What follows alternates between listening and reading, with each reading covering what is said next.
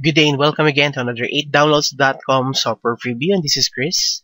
And today we're going to answer another question regarding GIMP.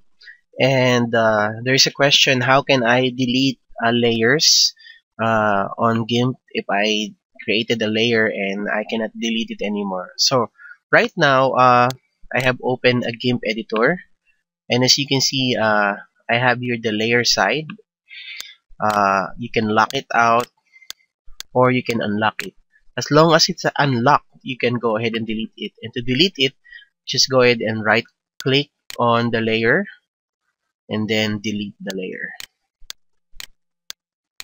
So that's how you can delete the layer. And you can also add text if you want to add text here.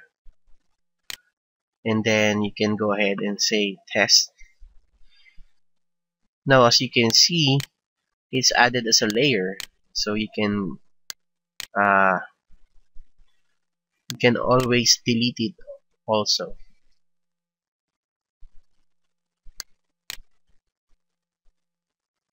So there you have it. So this is Chris again saying have a great day to all.